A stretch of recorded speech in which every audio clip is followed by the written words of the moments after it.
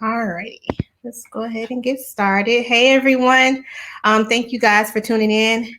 And so I want to go ahead and get us started so we can have a good, enriching discussion about miscarriage and infant loss with the three powerful women on this panel today. So I want to go ahead and start by introducing myself. I'm Christal Crockett. I am the founder of She Empowers. And so She Empowers is basically a foundation that I found that I wanted to use to empower women through life struggles that we may face, or even just the daily life things that we go through.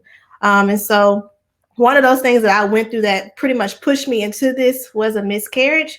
And I shared that story on my blog. I won't share my story today. I'm going to let these ladies have that spotlight to share their stories. But if you want to know more about mine, you can go to my website, christalcrockett.com, and you can you can read that story as well. So I want to start first by highlighting Darlene Joseph. She's going to introduce herself, and then we'll move on to Haley and then Ashley. Let me unmute. Going on 22 years. And I currently work for HISD as an educational diagnostician. All right, thank you. All right, Haley.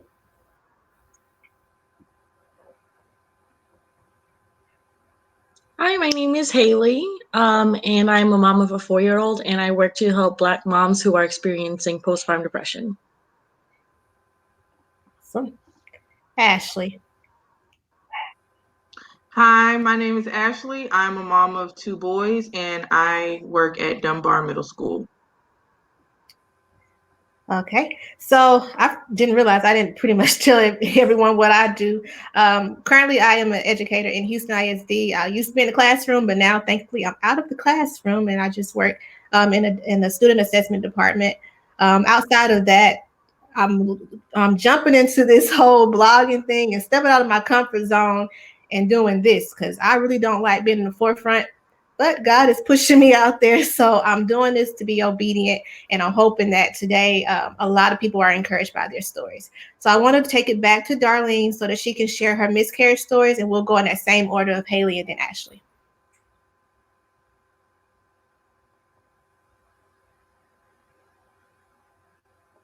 Okay. Do I have to wait till my name pop up?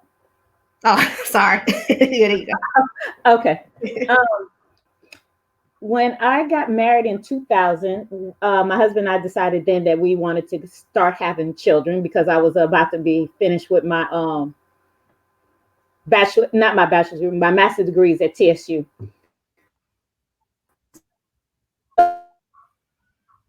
Uh-oh. It's breaking up. Hold on, Darlene.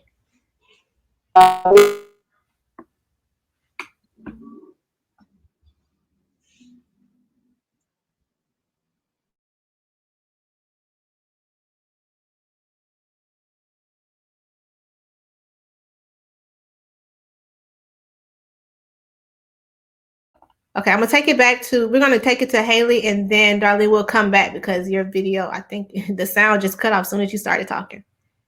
All right.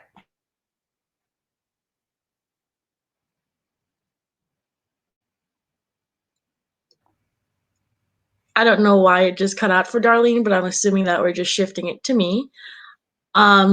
So for me, I have experienced miscarriage more than once. After the first time, my biggest issue was realizing that something was wrong with my body, but not having anyone listen. So I only found out I was even pregnant when I ended up in the hospital with significant abdominal pain. And for me, as soon as the test result came back positive, that was the end of all discussions as to what brought me in.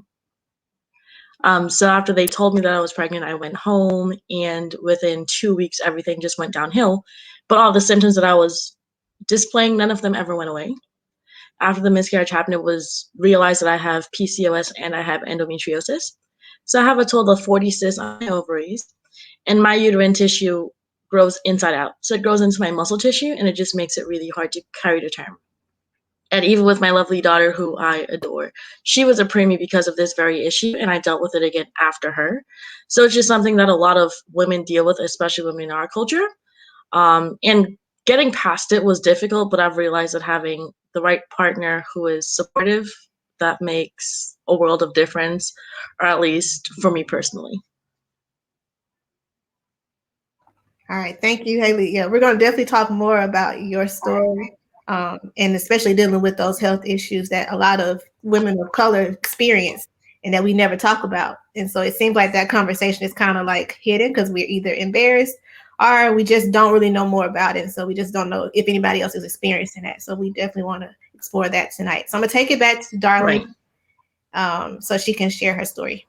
Okay, well, I'm almost like with Haley as well. And with all of that we were doing and test results, it came out that I also had endometriosis, especially when I kept having the stomach pain and they kept telling me that's in your head, everything's coming back normal. And I'm like, no, this is not normal, where I'm having pains the whole month. And the only time I'm not having pain is when I'm on my cycle. So eventually we found out that it was endometriosis, which is hereditary.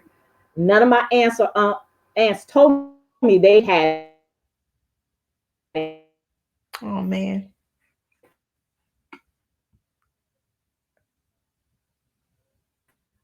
Okay. I'm gonna jump into Ashley, and hopefully Darlene can come should back. have known because they all okay. So so I ended up having to have the surgery, and they did the laparoscopy where they only took out some of my fallopian tube. But then the endometriosis came back like 6 months later, and it came back worse. So then I ended up having to have a partial hysterectomy. So I don't have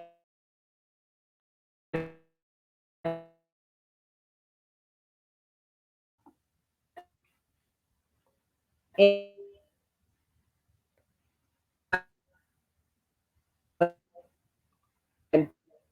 back for follow-up or Okay, Darlene, we're missing the end of your story, and I really want to hear. So okay, can you finish it? Because I think you're back on camera.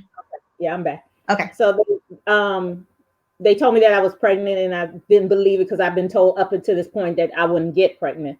So when I was 8 weeks and 2 days, I started spotting. So and I'm going to the hospital, and they said they didn't see the fetal heart. So I was having a miscarriage. So they wanted to do a DNC, and I was like, nah, let me see if I can pass it. So I ended up passing that at work. Then 2 months later, for follow-up, I ended up getting pregnant with my son that I have now. They told me that in order for me, if I wanted to have more kids, we need to try as soon as possible because of the way that I was getting endometriosis so quick and so often that eventually I would have to have a full hysterectomy. So that never happened until 4 years later. Ended up getting pregnant again, went to the doctor. But this pregnancy was different because I was sick the whole time, and I was never sick with him. So I knew something wasn't right because I was sick from the day they told me until then. But I also think it's by the time that we found out I was pregnant, I was already a month into it. And because I don't have anything on the right side, I have to get progesterone shots, which I didn't have for the first month. So I think that played into a part why I ended up having the miscarriage again at 8 weeks and 2 days. So it seemed like if I get pregnant, if I pass the 8 weeks and 2 days, I'm good. But that's when I always start to spot on the 8 weeks and 2 days for some reason. And the reason why it was so hard for me is because both miscarriages happened either the day before my birthday or on my birthday. And then my dad passed away the day before my birthday. So it's like August 18th is not a good day for me. But so that's real. But the first miscarriage, I got over it kind of quick because I never expected to get pregnant. So it didn't really bother me. But the pregnancy I had after my son, that one bothered me because that one I actually got excited about because I was like, okay, well, apparently I can carry a kid. I carried him.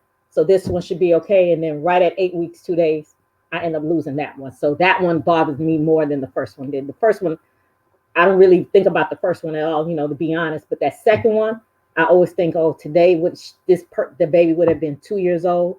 I would have been enrolling him in school. He would have had another sibling. So that one still bothered me to a little bit.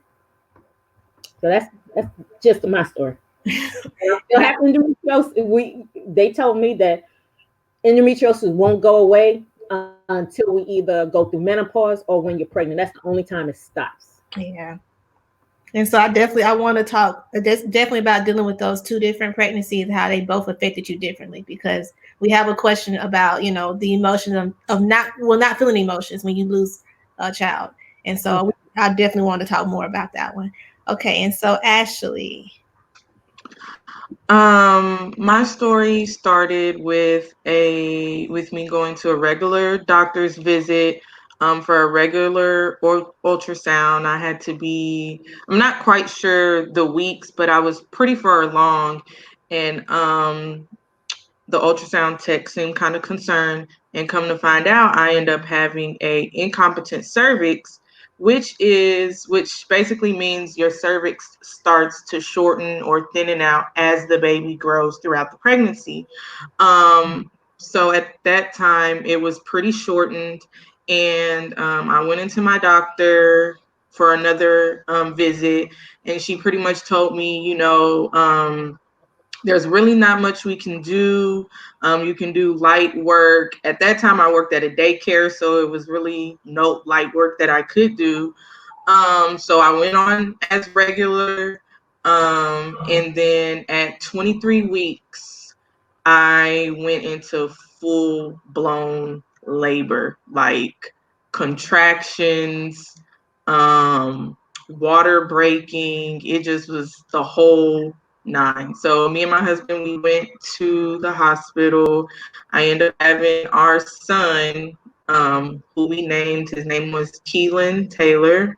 We had him August 9th, 2016. At 23 weeks, he wasn't viable. He was just the smallest little thing, like he fit in my hands. It just was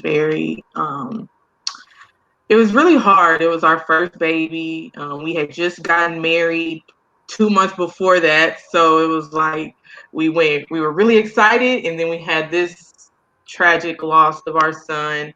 Um, so yeah. Yeah, that sounds very tough, and I definitely want to talk about the infant loss more, because I think that's a part where a lot of people shy away from as well, because it's hard. Like, you physically saw the baby, you've grown this bond Yes. with this baby, and so I definitely we're gonna hit on all of these topics, and so I'm excited. We're gonna get straight into the Q&A questions that I received prior to the video, and then afterwards we'll look in the comments and see who has questions that they want to ask pertaining to your stories, or even my story if they've heard it. And then I can share some of that at the end, some of my story if I feel the need. So our first question that we received, and anybody can jump in first. How did the pain of the miscarriage feel, and what are signs to watch for? I didn't feel any pain. I actually just was spotting. And it's because this was something new to me. When I saw the blood from the spotting, I called them. And because of my history, they told me, come on in. So I didn't have any pain at all. Either miscarriages, I didn't have any pain. I know for me, it was like a faint, felt like a faint stabbing pain in my right side. That's kind of what it felt like. I did have the spotting, um, but it wasn't like a tremendous amount of spotting. So when I called my doctor, she just told me, that's normal. But I didn't, in my heart, I'm like, this is not normal. I don't know. I guess you just kind of just know. But Right.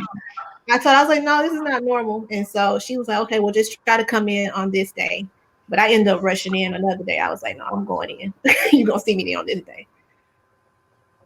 Yeah, I would have to say for me, the day that it happened, I was at work and I was not in pain, but I was using the restroom a lot and I was really like tired.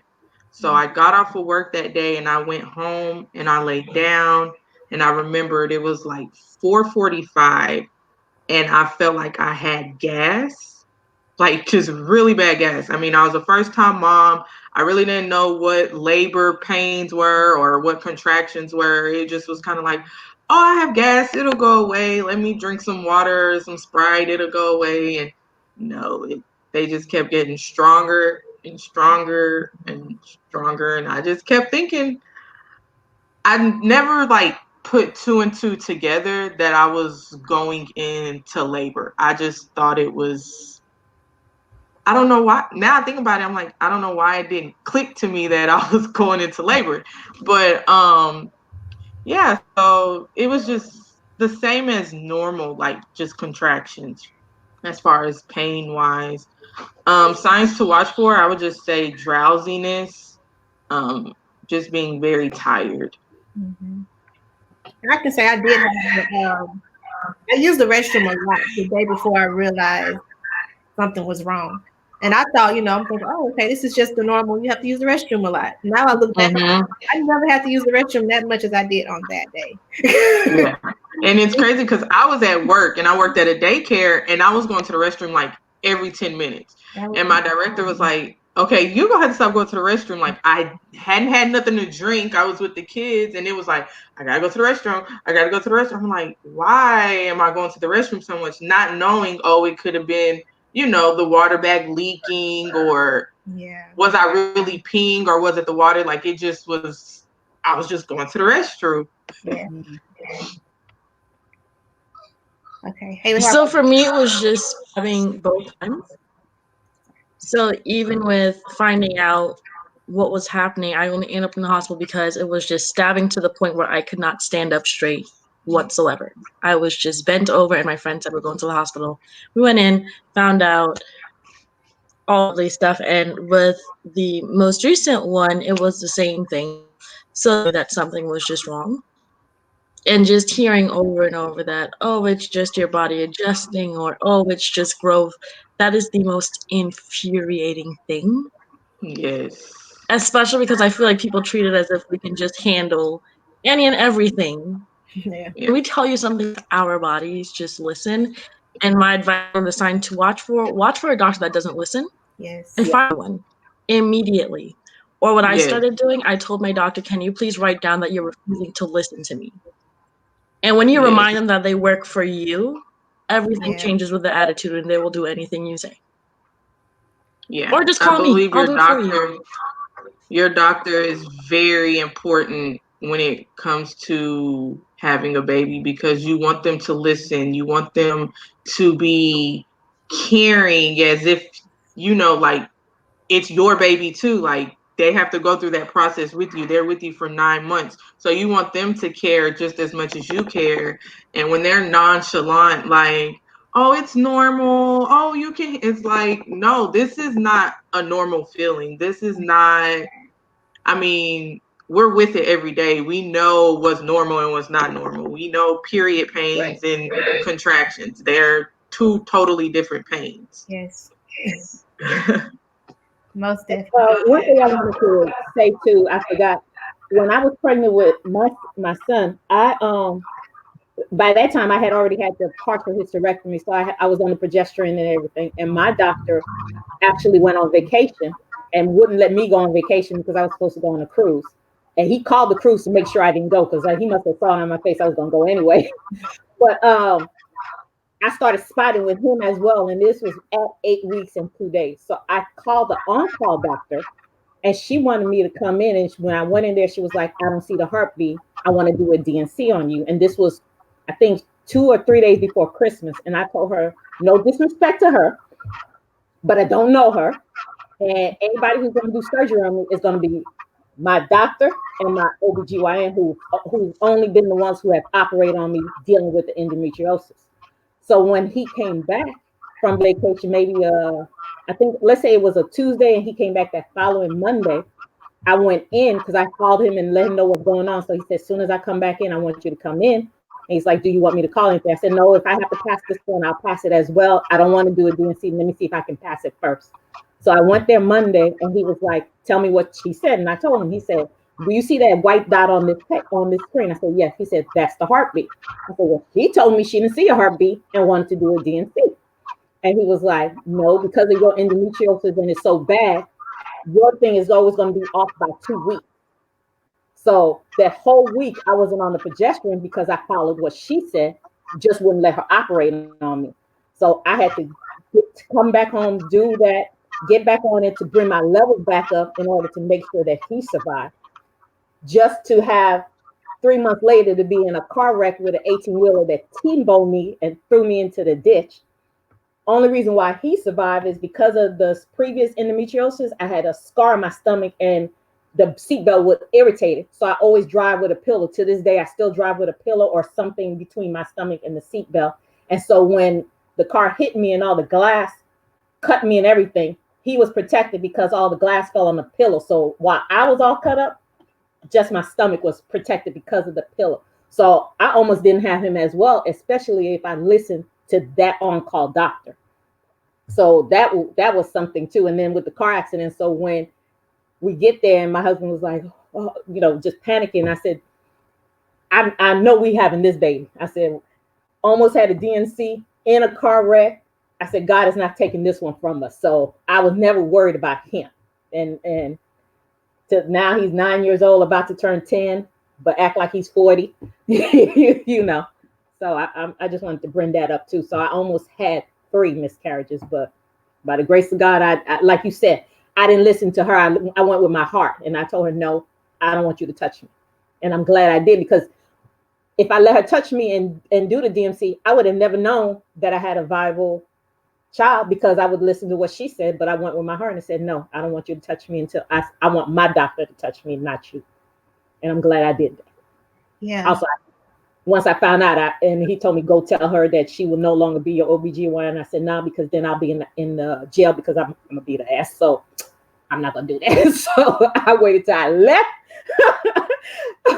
Texas woman and called her and told her, you no longer my doctor. Because my doctor retired, so all her patients end up going to this particular doctor. So I told her, no, ma'am, if I come up there, I will physically hurt you. So let's just terminate this relationship right here over the phone.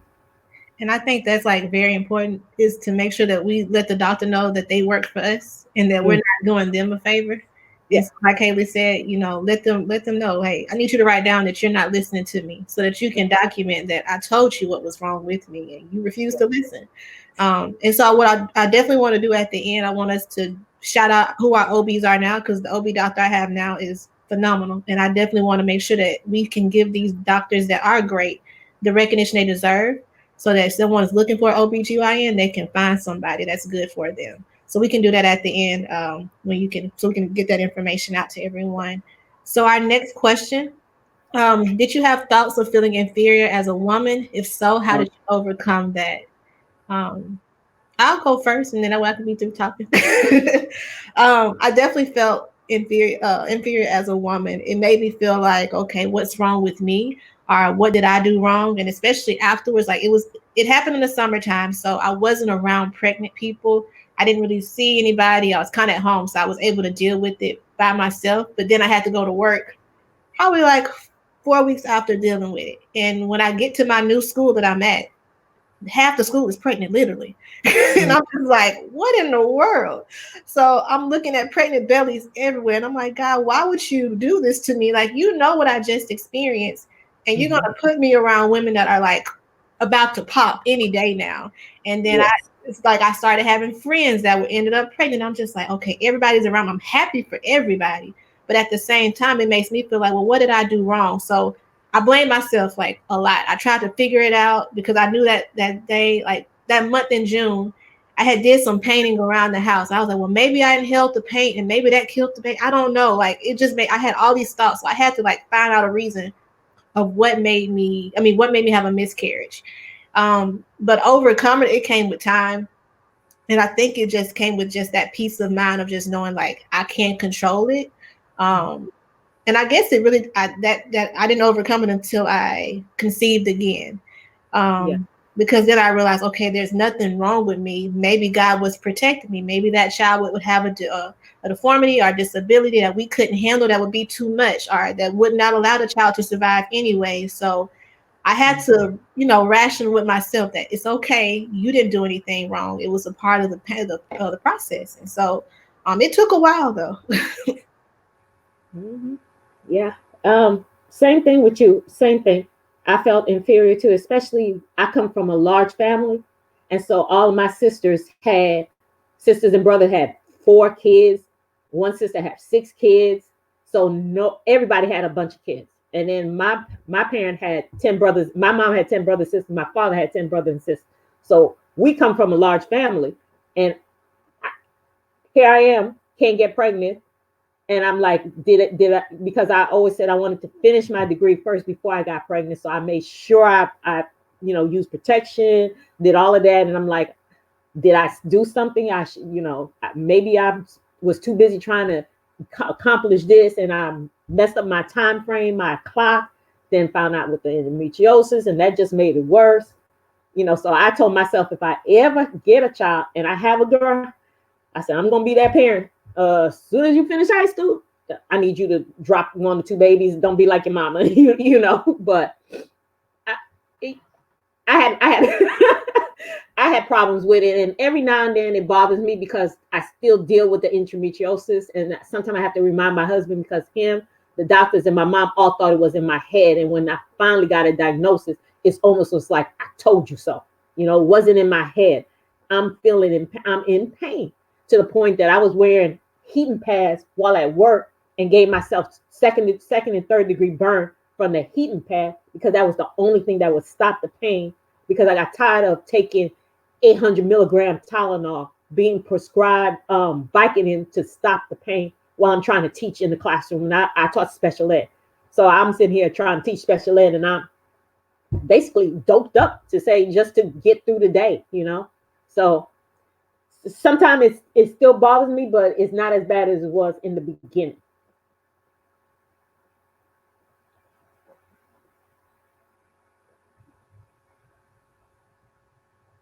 For me, it did bother me for the longest time with feeling inferior. And when I realized something was wrong, I was walking through Ross and I saw a pair of baby booties and I just lost it. Before then, I had not cried because I'm not the most emotional person in the world. But for some reason, that just triggered it, because then you start the thoughts of, well, what if, and well, what could they have been? So that was basically the biggest thing for me. And because I'm a planner, not being able to control something, I had to figure out what I did to make it uncontrollable. Mm-hmm. And even with knowing that I have endometriosis, or knowing that I'm dealing with PCOS, I started researching what causes those things so I can find things that I did that may have caused those things. Right. So that's just where it went for me both times. And I think overcoming it, because many people didn't know, and to this day, what I dealt with it a lot on my own. So therapy and praying daily were the only things that got me through it eventually.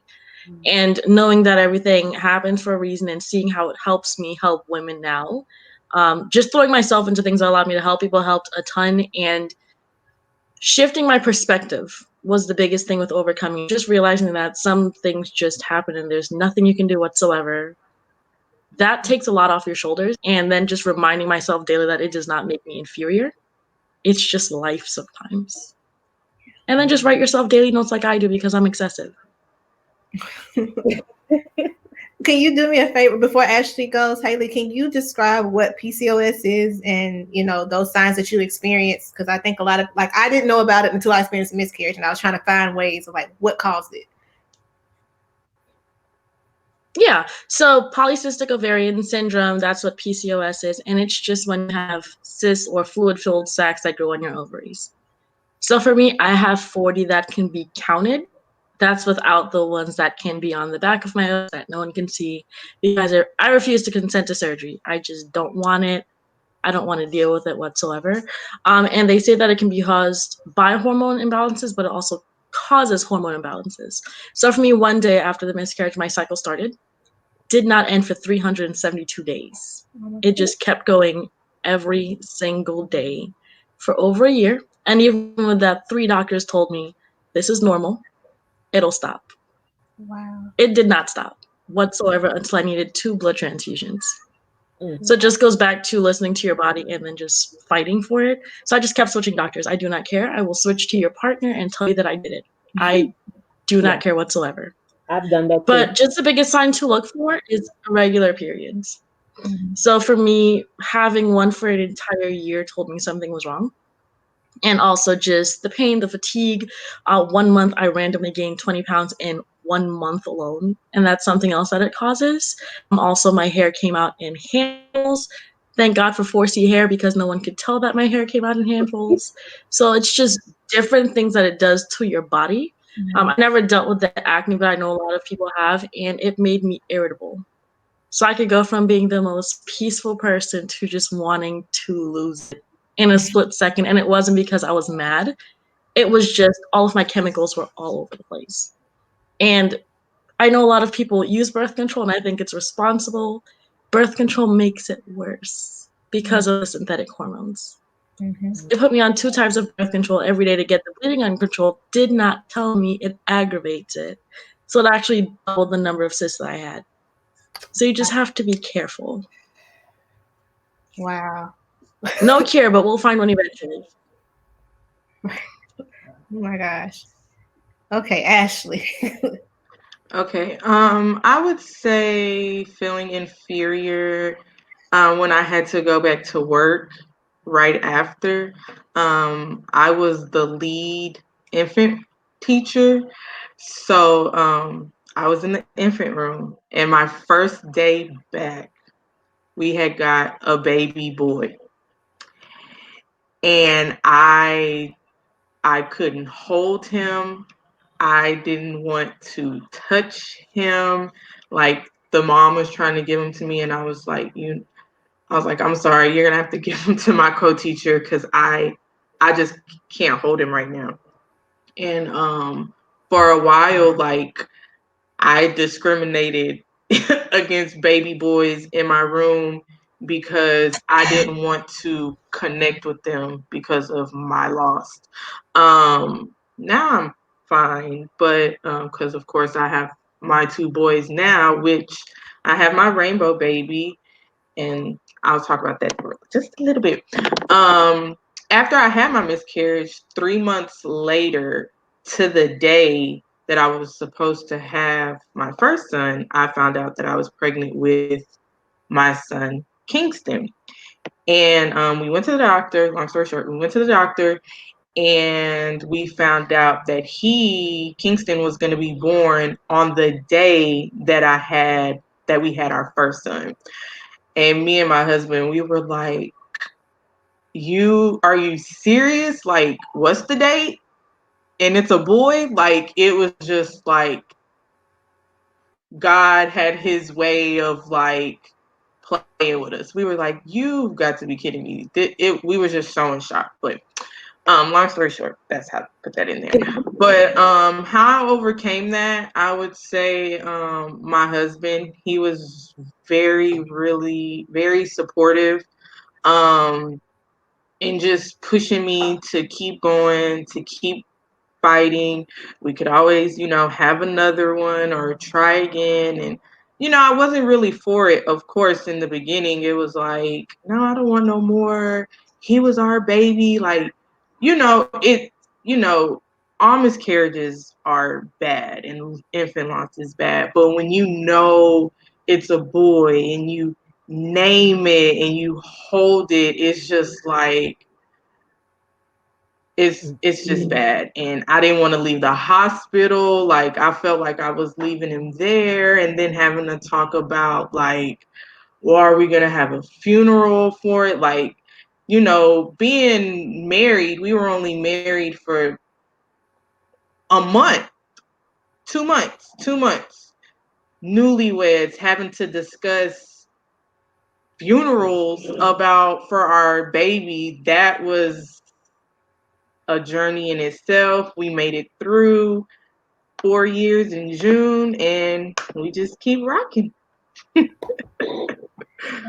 You made a interesting point. Having that supportive spouse, even a supportive boyfriend, or just a friend, having a support system, period, is just super important because no one really understands what it feels like as a woman to have a miscarriage, especially males. I mean, I know they're affected, but they don't know the physical things that we feel, so they can't really identify with our feelings internally. And so, but having that person to basically be your backbone during that time is super important. And so I want to go into this question.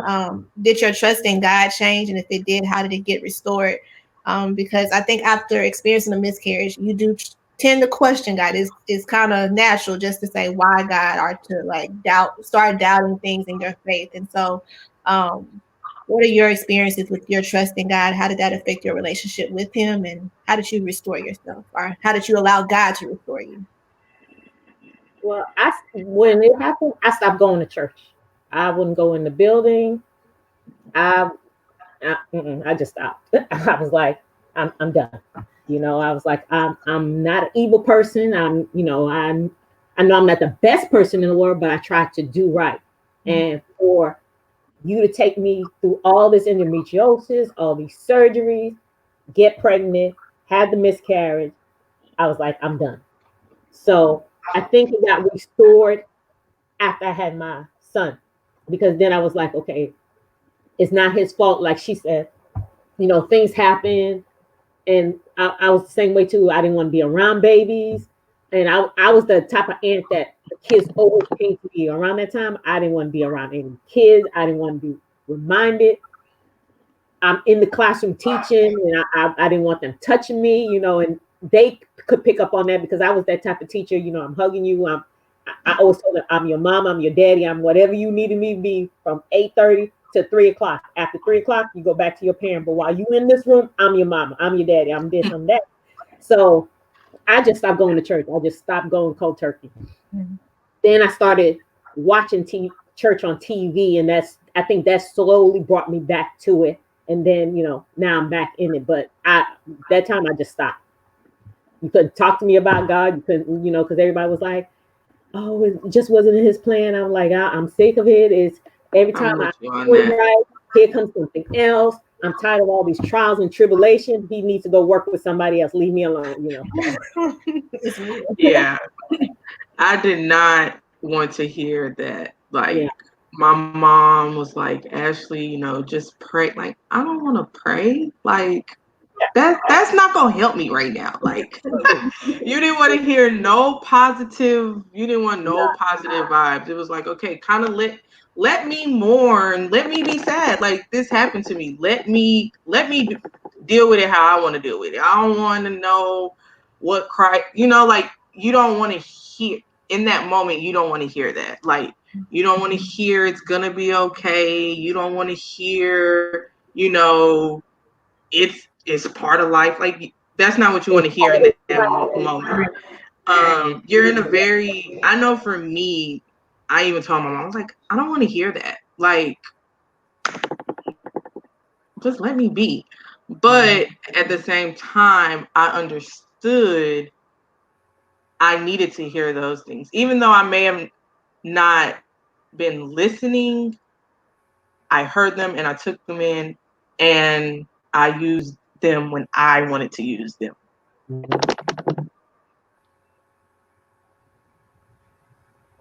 gonna let Haley go.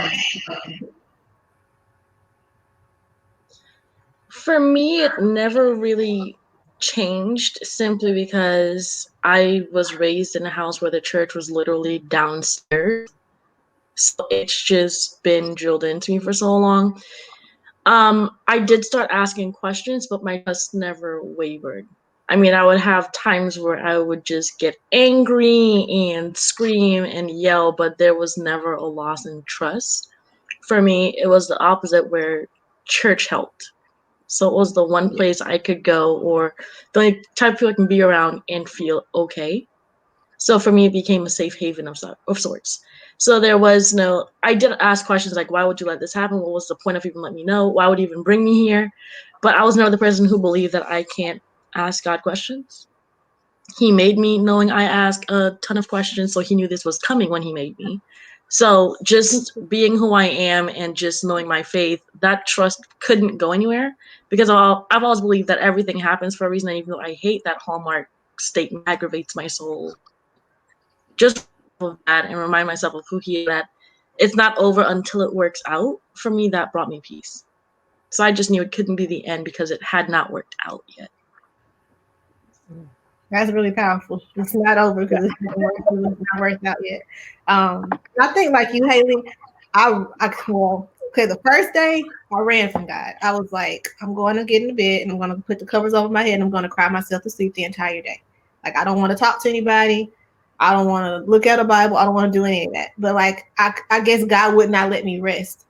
And so my heart kept running towards the word, but my mind and my feelings, I was like, I don't want to read that right now. I don't want to pray. I want to feel upset. I want to feel angry. And so you have to allow yourself to feel those feelings, because if you don't, then you're just working your way to a breakdown in the future.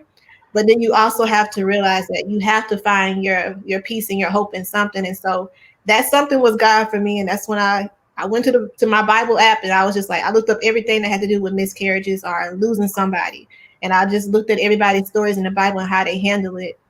And so I wrote about it in the blog, basically how I found that story of David when he lost his son, and how that pretty much put everything into perspective. It was like, okay, David mourned before his son was even lost.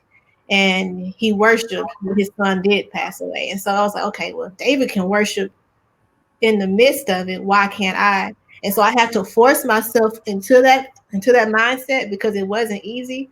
Because I remember one day, I think it's probably in September, because I had a rough day at work, and Tasha Cobb's Gracefully Broken came on, and she was like, God won't break you to hurt you. And I went off. I went off on Tasha Cobbs, and she ain't never met me.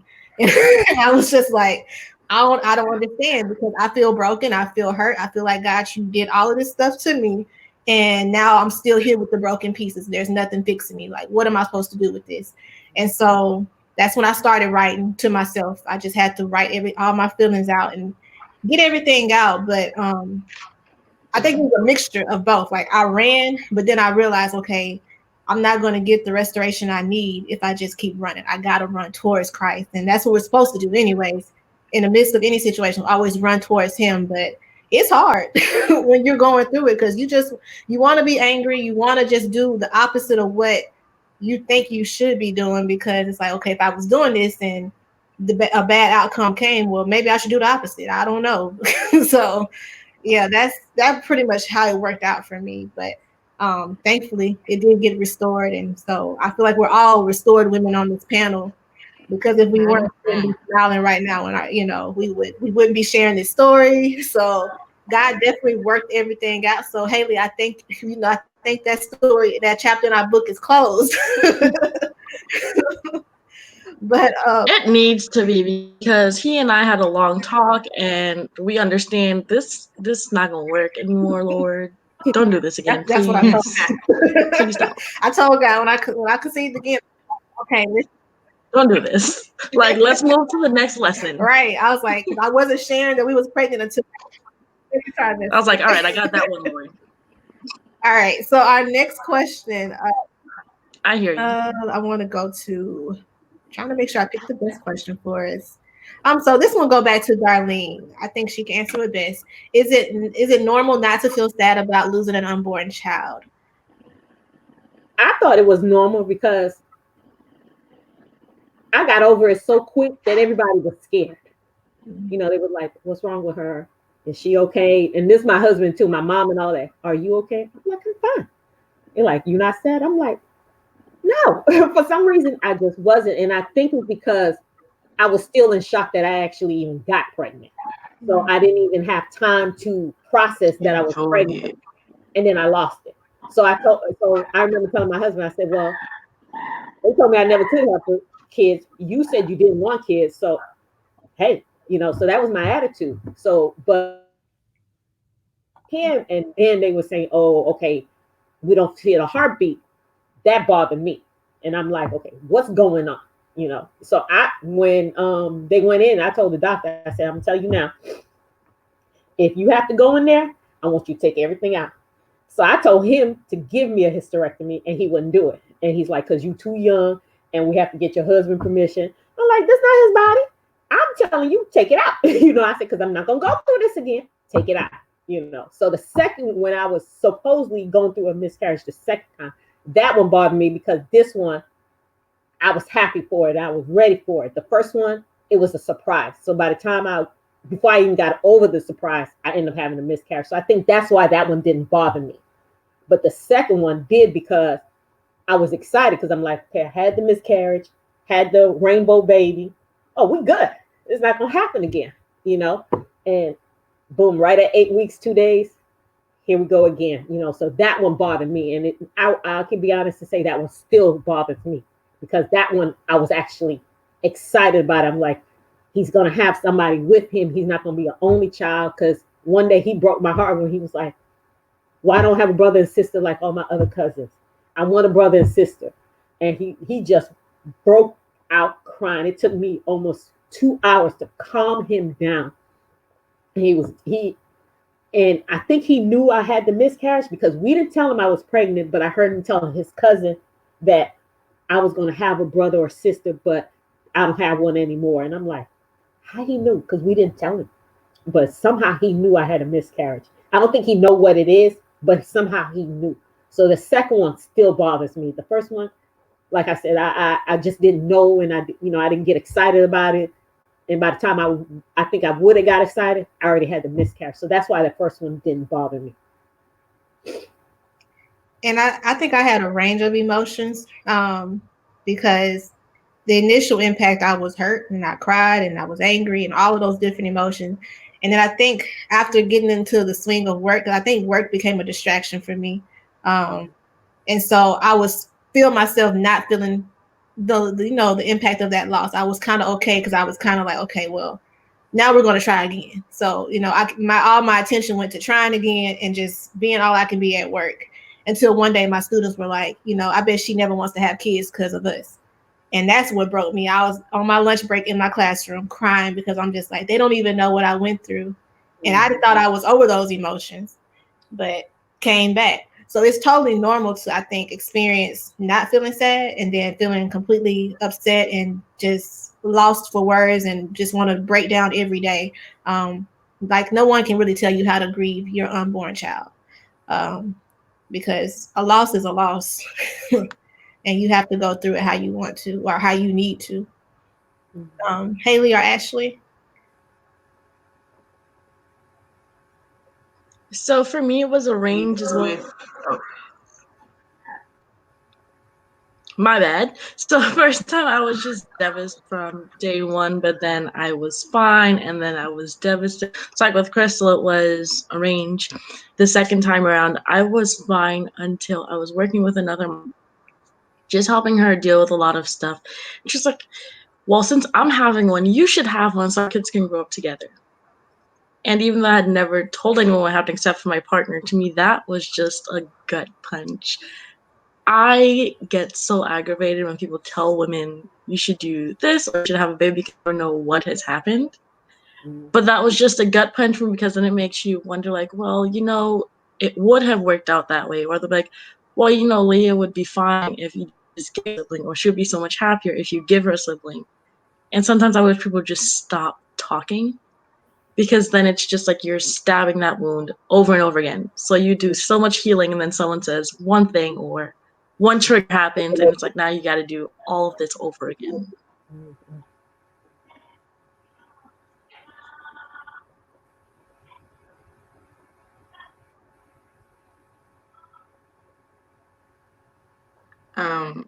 Okay, so I guess I can talk now. Yeah. I would say I think I still kind of do. I often question myself, do I miss him? Like, because I'm so caught up in my life as it is now. Like, we don't go and visit the graveside. So it's like, did we just move on? Like, oh, it happened. And yeah, I pushed him out. I held him. I have a picture of him in my phone. And um,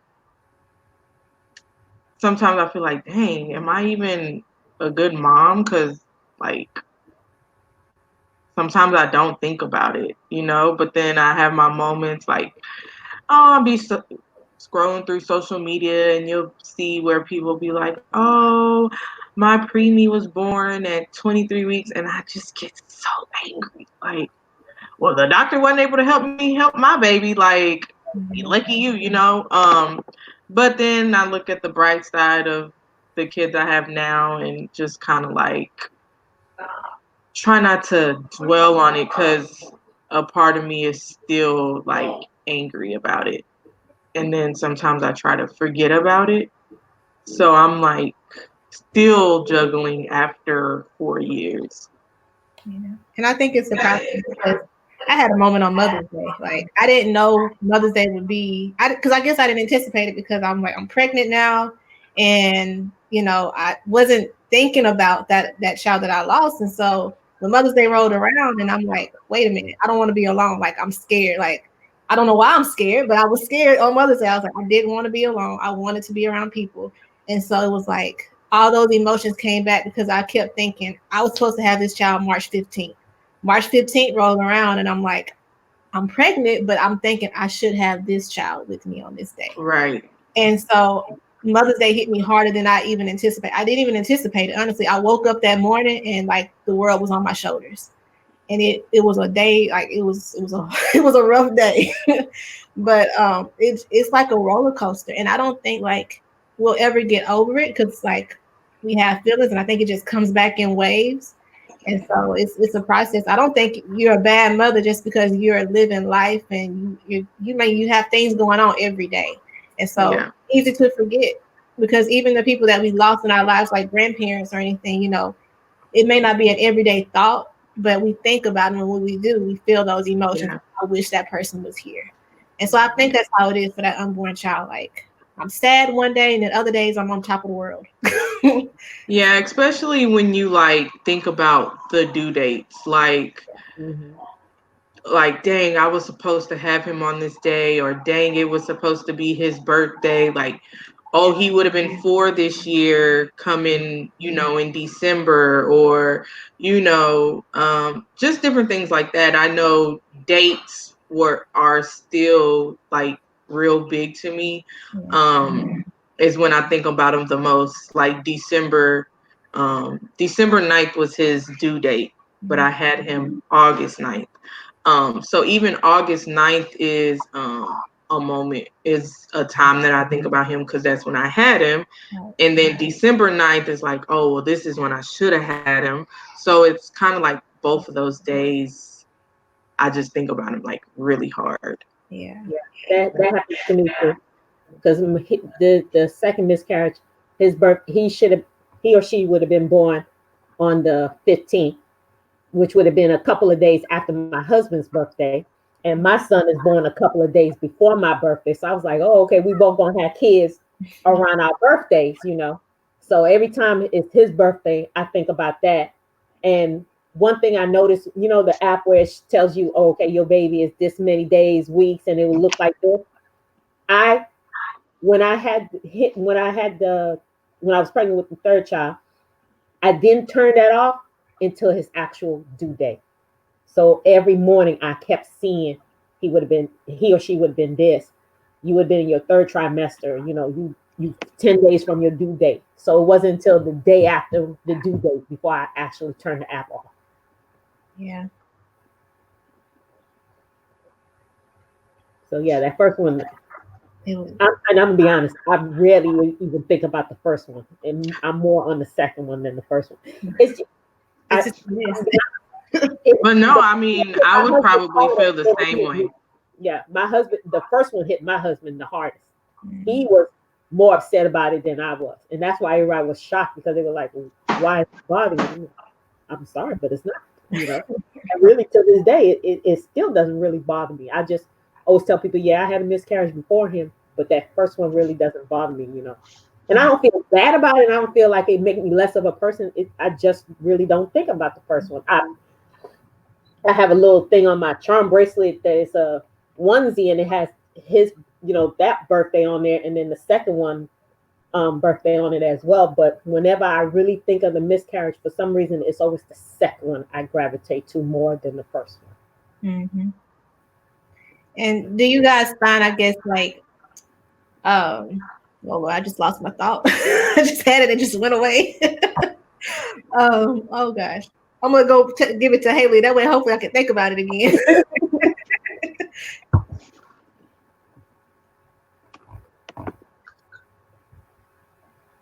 So I think that all feelings are completely normal, like with Miss Darlene not feeling sad. I don't think there's any specific way to deal with any of it. I've had friends who the next day they just jump up and they're good. It's not a problem whatsoever. And others who are just shattered for months. Mm. So I think that's, even though it's a great question, I think people also need to be aware that just because you feel differently, it doesn't mean that you're a bad person or that you're not human or something is wrong with you. You're just dealing in your way. And I do hope that people always remember it is okay to feel how you feel. Exactly. That's great advice. So we have two more questions, and then if anybody has questions that's watching, you can put your questions in the chat below, and I'll be looking on Facebook in a few minutes just to see if we have any questions. But the last two questions, what should we do if we experience multiple miscarriages? So I think Haley and Darlene experienced multiple miscarriages, so I think you guys can speak best on that one. Giving health advice, I guess. I'm gonna be honest. Like I said, the first one didn't bother me. I had him, and I was good with just him. I figured, hey, he gave me one, we good. So we after we missed the two, because my doctor told me to try to get pregnant within 2 years, and because I was already old up there in age, because we were trying for 10 years. So by the time we finally got pregnant, I was in my late 30s. So I had what they call a geriatric pregnancy, and I'm like, I'm not that old, but anyway, so I didn't think I was going to get pregnant with the third child. So to be honest, that is kind of hard to answer, because like Miss Haley was saying, how you deal with it is different. Everybody deals with it differently. Even with everybody knew I had the first miscarriage, almost was gonna have miscarriage with him. I'm at work and I'm telling them, I'm like, this is different. I said, this pregnancy is different. I'm sick from day one. They like, oh, that's just normal. Oh, you because you really didn't have it. You didn't have that many kids. You just nervous and all that. I said, like, no, this is different. So this miscarriage, I knew I was having a miscarriage before the doctor even told me I was having a miscarriage. This one I knew. And I kept telling her, I called the doctor. I said, hey, I'm having a miscarriage. He's like, no, it's too early. I said, I am having a miscarriage. I know I am. He's like, well, come in Monday. By Monday, before I was at work, and I told them I was doing half a day. So I was at work. I left the main office, and I'm heading towards the medical center. And I'm like, I already had this miscarriage. I get there and they're like, oh, you had a miscarriage. You must have had it over the weekend. And I'm like, I knew. So I knew this one I experienced. I had the spotting. I think I had spotting, but it's never bad spotting. It's just like one or two drops, like when your cycle is about to start. But for some reason, I knew. And I think when I counted the days and realized it was 8 weeks and 2 days, I was like, yeah, he's going to tell me I had a miscarriage. And all he did really was just verify what I already knew in my heart, that I already had a miscarriage. Now, every now and then I'm sitting there, I'll be like, ooh, if my cycle doesn't come on time, am I pregnant? Are we going to have another kid? Then boom, then I get my cycle. So I keep fluctuating up and down. So even as old as I am now, I'm hoping that something will happen within the next 4 years, because within then I'll be 50, and I know I don't want to have a kid at 50. Because I'm looking at him and I'm like, ooh, by the time he graduates from high school, I'll be knocking on 60. I'll be his grandmother versus his parent, so it's and my husband is older than me. So, it's just a lot of different emotions go through it. But like Haley said, you just deal with it in different ways. And, my aunt, she had several, and I used to see how every time she had a miscarriage, how devastated she was, and she would just be in bed, and it just broke her. And I even asked her, why you keep doing this? If you keep having all these miscarriages, why you keep going through it, to find out 10, 15 years later, I'm in the same situation, and I'm be honest. I think my main reason why I want to have another kid is more for his sake than for my sake, because I don't want him to be by himself if something ever to happen to both of us, because even though I have a large family, I'm the only family member in Houston. All my family members either in Florida or New York. So I don't want him to be by himself. So I think that's more of my motivation than I want another kid, because we want another kid. I think we want another kid so he's not by himself. And that's the conversation my husband and I have a lot. We don't want him to be by himself. But I mean, every now and then I think about the miscarriage. Some days it bothers me, some days it doesn't. It usually bothers me around when it's time for school, because I have his best friend's mom. She has endometriosis as well, and for some reason we always get pregnant at the same time. And so I was with them yesterday, and I saw the baby girl, and I'm like, she was able to carry her baby all the way through. I lost mine, So it was like, I like her, and Miss Ashley. I look at people, everybody's pregnant around me, my sister. It's like, a man, look at her, she get pregnant, and it's like, I can't even carry one past 8 weeks and 2 days and all that. So I go through a lot of different emotions. But at the end of the day, I think what started helping me is by having him. I always have kids around me, and I'm no longer don't want to be around kids. I work in the school district, and I used to say kids are the best. Working in the school district was the best birth control method, because every time you want to have a kid, somebody do something, you're like, nah, that's okay, I'm good, you know. But I think, like Haley said, listening to God, getting the word, being around supportive people, still living your life, it helps me. Every now and then when downtime, like this is the school is getting ready to end. So I've been thinking about this miscarriage, and then with you asking about it, and I was like, you know what? You need to go ahead and talk about it. You need to start opening up about it and stop keeping all of it in, because a lot of people know the first one didn't bother me, but they don't know how much the second one bothered me. And I told my husband, I said, this one hurt me. And he wanted to talk about it. I'm like, I don't want to talk about it right now. I said, this one bothers me. And it still bothers me. To this day, it still bothers me.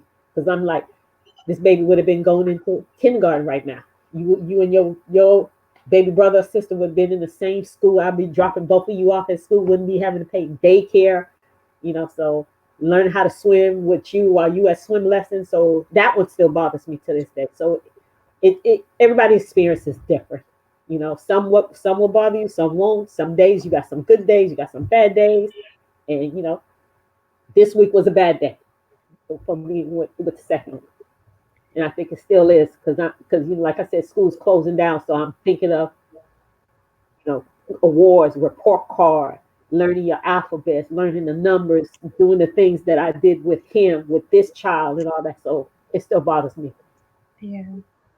And in retrospect to like having endometriosis, like those signs, well, I guess before you even knew that you had it, what were the signs that you probably experienced that you could give someone advice to watch for now that they may be experiencing? Well, it's two different ways. Some people with endometriosis, they have heavy cycles. I never had a heavy cycle. So that's why they always, I think that's why with me, it took a little bit longer, because I never had a heavy cycle. The biggest key for them with me was I would have my cycle every 17 days. So I had too many cycles, but I never had a heavy cycle. And then I was also athletic. So when I was during track practice, if my cycle started that morning, by that afternoon during track season, my cycle would stop, and I wouldn't get another cycle until the next 17 days. So for what really was the trigger was the pain. And that didn't start until I was in my 20s. And I just was constantly pain. So at first it was always something you ate, always in your head.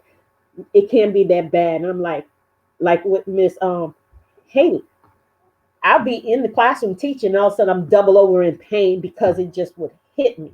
And then I would start getting, I would have one cycle where it was nothing but blood clots. Just, I would stand up and you just feel all the clots coming out of you. And and I thought, and they said that was all the lining coming down. Because what endometriosis is when you have your cycle, and you know how it's the fallopian tube fallopian tube is filled with the blood on the lining. So when you don't fertilize the egg, that's when the lining comes down, and that's your cycle. But with endometriosis, all of the lining doesn't come down, only some of it come down. So some of it remains along the fallopian tube and all the, where the cycle comes out. So then when you get your cycle the next time around, all of it doesn't go down. So now it starts to crystallize and get hard. And so eventually it'll get to the point that if it doesn't have somewhere to to drop or to release itself, it starts moving up. So by the time they caught my endometriosis the second time around, I had to get my appendix taken out. I had to get part of my intestines taken out. They had to shave part of my liver because it was starting to move up.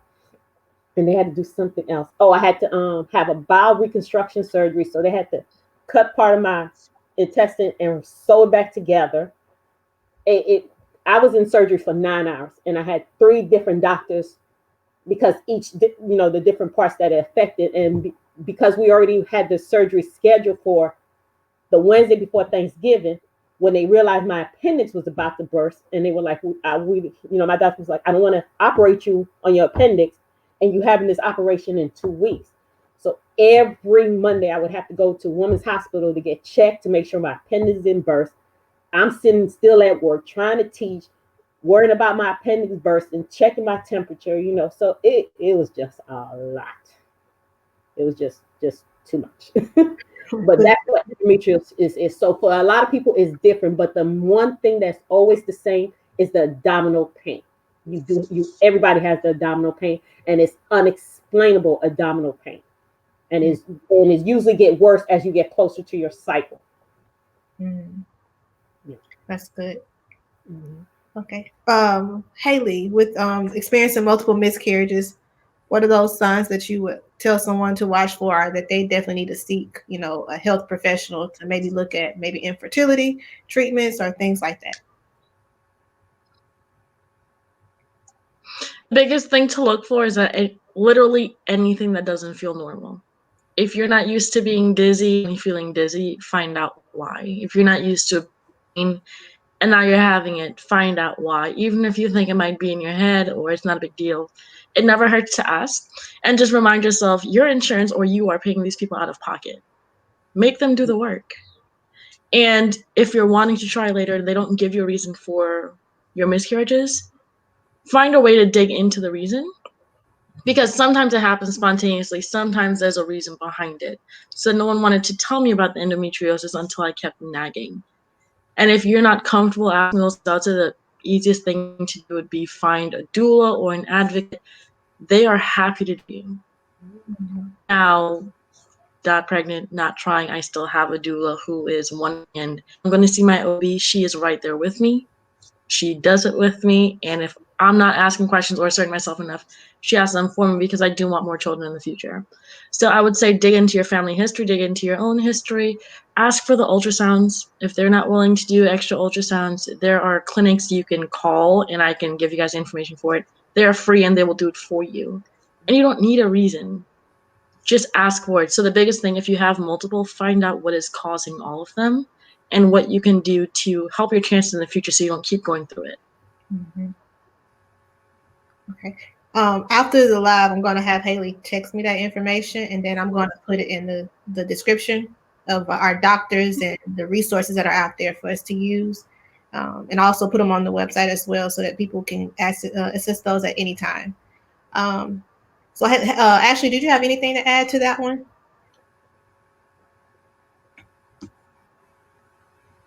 She has a mute. I just had one, so no. Okay. I have anything to add either. All right. So the last question that we'll have, and this is just a tip that we can offer to anyone that has experienced a miscarriage or maybe experiencing one right now. What is the best tip we can offer them? We can always do one. I guess the thing that helped us the most, that may help that person as well. Okay. Talk to your partner. Please don't try to go through it by yourself. As strong as you are, and I believe that women can do absolutely anything. We're superheroes. Talk to your partner. If you don't have a partner, talk to your friend. Talk to somebody. Do not isolate yourself. And also just love on yourself. So even to this day, I didn't know what my hobbies were. People would ask me what I like. I don't know. I take care of a 4-year-old all day, every day. Find stuff that you like and just do it for you. So I'm in the process of signing up for flight lessons. Never flown a plane, but I'm going to fly a plane just because. And it doesn't have to make sense. Your baby's so cute. It doesn't have to make sense to anyone. Just do something for you. And I have the information for a great doula who specializes in doing stuff for mothers, especially Black mothers, and build a village. You don't have to have a child already to have a village. Just make one. And if you don't have one, I will be your village and I will nag you and do whatever you want. I promise. And I always have wine. I will love you. I don't care. Just have Hey, somebody. that helps too.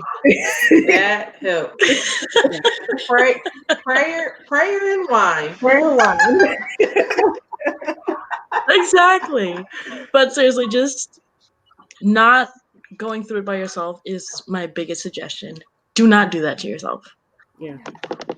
And like you said, like me, I have hobbies. I love puzzles. I love reading. I love watching in the heat of the night. I watch it every day like it's brand new, But I can get lost in a book and read them, especially since school's about to end next week. My habit is always to go to the library and I get like 20, 30 books and I'm reading a book a day. I'm an avid reader. So the reading helped me, like she said, have a village, so, and I think that my friends kind of knew what I was feeling.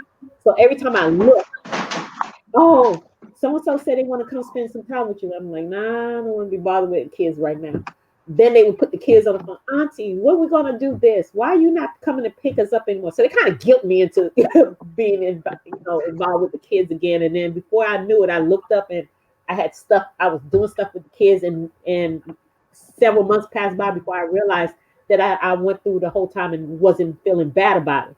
So involving myself, getting back to doing what I was doing prior to it kind of helped, So even with, like I said, with this one still bothering me this week, I had my nephew for the last 2 weeks because my son loves to swim.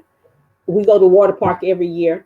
So I told my sister, because she finally moved down here. So finally he has some actual biological relatives and not just, I've been friends with this mother for so many years, so they call me auntie, so this is your cousin. These are his actual biological cousins. So, and I told my sister, I said, my son loves to swim, and I like taking kids to the water park. But anybody who comes with me, they're gonna have to learn how to swim because, as much as I love you, I'm not jumping in to swim nobody. So you're gonna have to learn how to swim. So I signed up kids for swim lesson, and so that's what I've been doing, taking them to swim lesson and all that. And tomorrow, my oldest nephew, he read To Kill a Mockingbird, and that was my favorite book. I love it till this day. So I brought the movie. We're gonna make popcorn hot dog and we're gonna watch the movie and we're gonna discuss the book, So just doing things that you love that doesn't make you forget, gives you time to breathe and process and to relax, come back to it and think about it without breaking down. Mm-hmm. That helped because like you guys, one day, I don't know, I was doing something and I just broke down. And I just couldn't, I didn't feel like being bothered.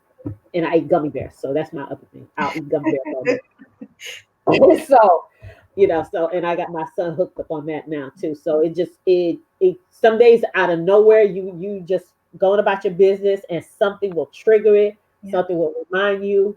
And for me this week was getting his report card, knowing that the school year is ending. It just triggered it. And I think because I knew this live feed, this live thing was coming up. So I think that kind of made me start thinking about it more than I normally would think about it. But just do things that doesn't really distract you, but give you a breather from thinking about it all the time. And that will help you. And before you know it, a few days pass by, a week, a month, a year, and you can think about it and it doesn't break you down. It may still make you sad, but it doesn't break you down when you think about it. And you got to think about it because if you don't think about it, you're not going to process it. And so that if it happens again, you may not recover from it. Yeah. So you got to go through it. That's good. Ashley? Have another one. Like I said, I wasn't for having another one right after, but 3 months later, kind of kicked it in the gear and had another one, and then 2 years later, had another one. So, hey, if you can keep them coming, keep them coming. But no, serious note, all seriousness.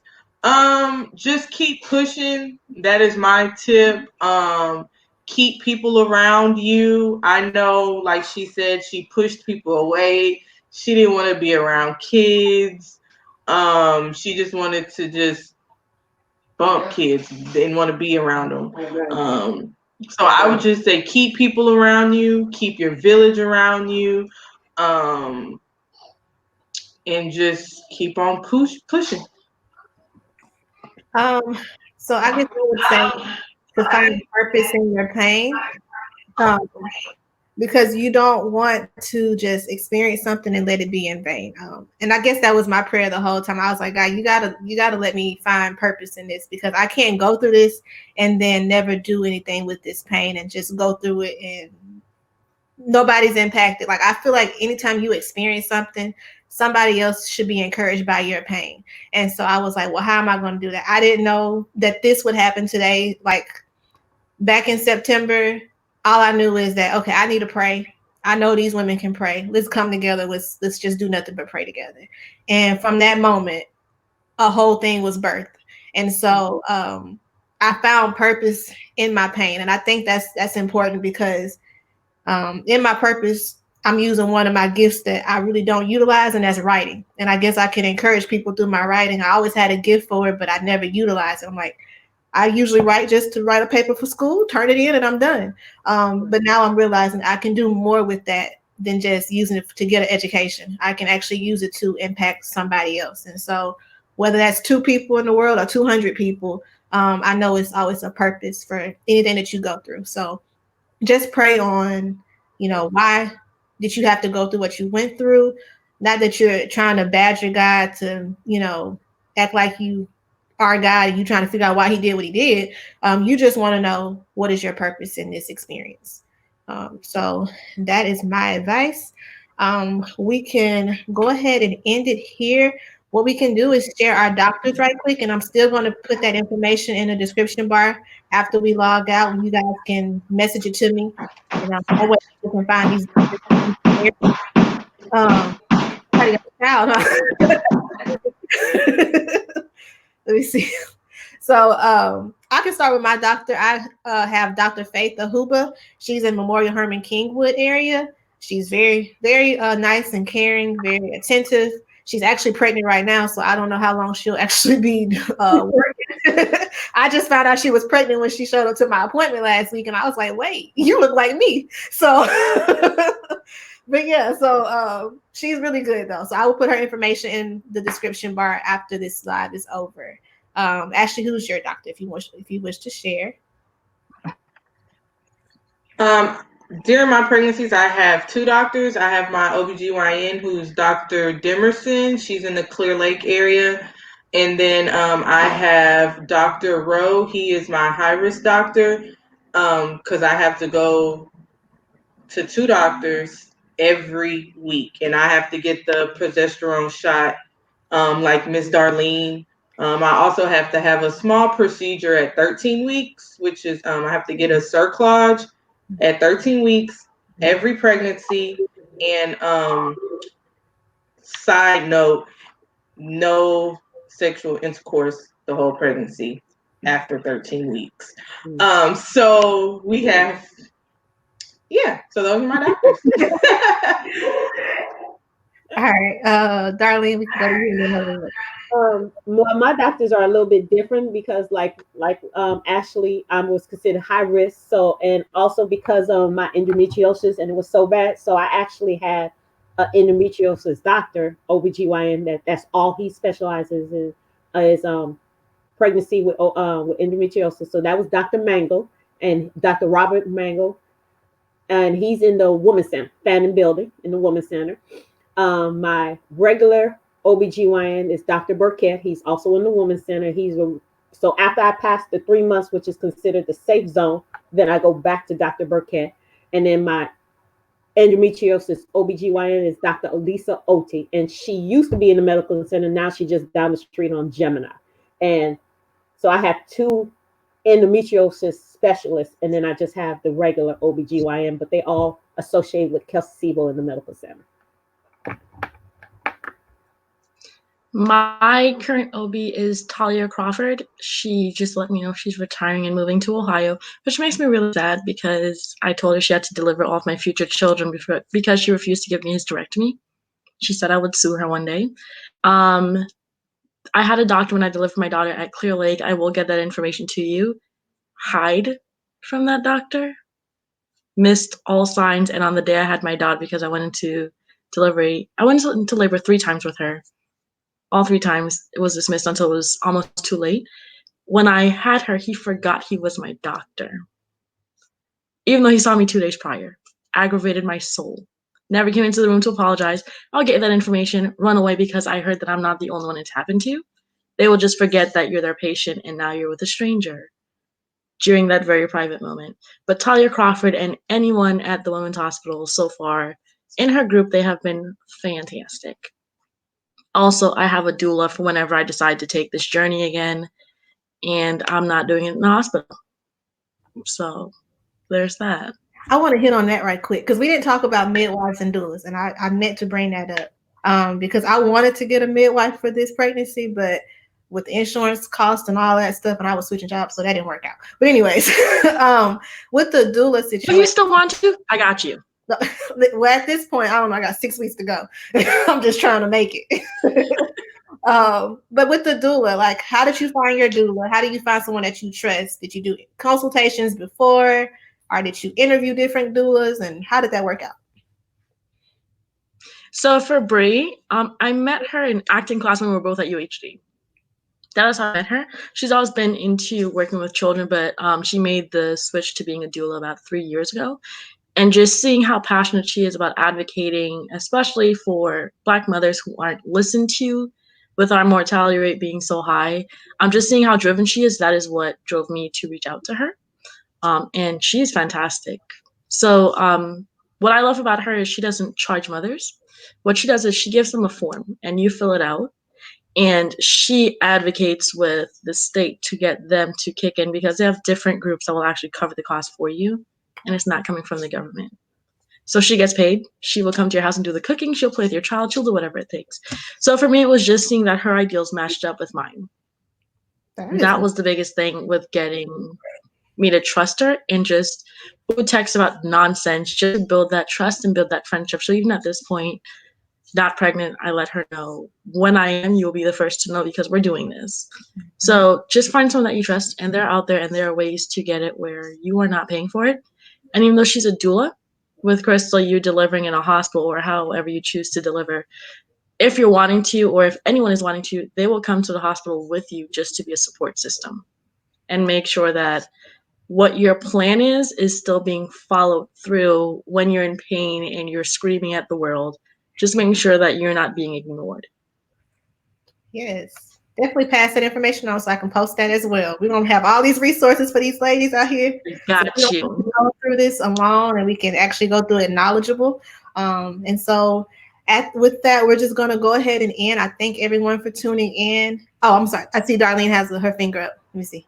Yes, Miss Haley. You remember that statement you said how is not through. I didn't catch exactly when you said it. It was powerful, and I want to write it down. Can you say it again? When you were saying about the miscarriage, how you know? So I always tell myself. So what I always say is, if it hasn't worked out yet, and with just repeating that mantra to myself every day, it keeps me going with whatever's happening until there's a Disney happy ending. It is not over yet. Ever. Okay. And that goes for absolutely anything. Yeah, I love that. I'm still in that.